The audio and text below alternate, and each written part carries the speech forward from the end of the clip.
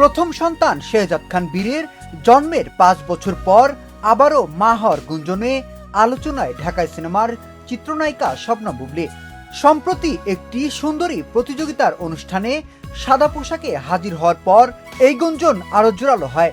অনুষ্ঠানে তার শারীরিক অবয়ব ও চলাফেরা বেবি বাম্প স্পষ্ট বলে ধারণা করছেন নেটিজেনদের একাংশ।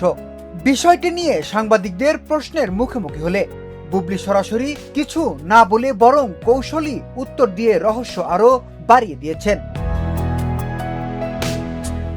অনুষ্ঠানে দ্বিতীয়বার মা হওয়ার বিষয়ে প্রশ্ন করা হলে বুবলী বিষয়টি এড়িয়ে যান। তিনি বলেন, ব্যক্তিগত বিষয় নিয়ে মানুষের আগ্রহ থাকাটাই স্বাভাবিক এবং তিনি সেটাকে সম্মান করেন। তার মতে সাংবাদিকরা মূলত দর্শকদের অনুভূতি তাদের কাছে পৌঁছে দেন, তবে ব্যক্তিগত বিষয় নিয়ে আনুষ্ঠানিকভাবে কথা বলার জন্য আলাদা সময় ও উপলক্ষ থাকা উচিত।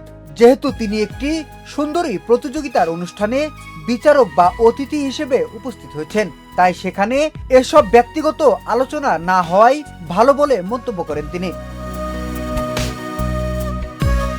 পাশাপাশি ভুল তথ্য ভিত্তিক সংবাদ প্রচার নিয়েও ক্ষোভ প্রকাশ করেন এই অভিনেত্রী।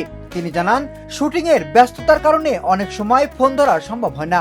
সেক্ষেত্রে তিনি অন্তত একটি মেসেজ প্রত্যাশা করেন। মেসেজের জবাব না দেওয়ার অর্থ হলো তিনি ওই বিষয়ে আপাতত কথা বলতে আগ্রহী নন, কিন্তু তার বক্তব্য না নিয়েই মন গড়া সংবাদ প্রচার করা দুঃখজনক বলে মনে করেন তিনি।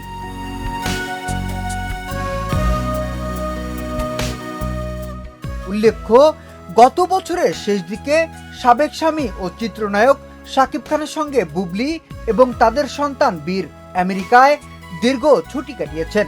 সে সময় সামাজিক যোগাযোগ মাধ্যমে তাদের পারিবারিক মুহূর্তের ছবি ও ভিডিও ছড়িয়ে পড়ার পর থেকেই বুবলীর অন্তঃসত্ত্বা হওয়ার গুঞ্জন ডালপালা মেলতে শুরু করে। তবে এখন পর্যন্ত শাকিব খান বা বুবলী কেউই এ বিষয়ে আনুষ্ঠানিকভাবে হ্যাঁ বা না কিছুই বলেননি, যা শোবিজে রহস্য আরো ঘনীভূত করেছে। বিনোদন ডেস্ক, শোবিজ 24।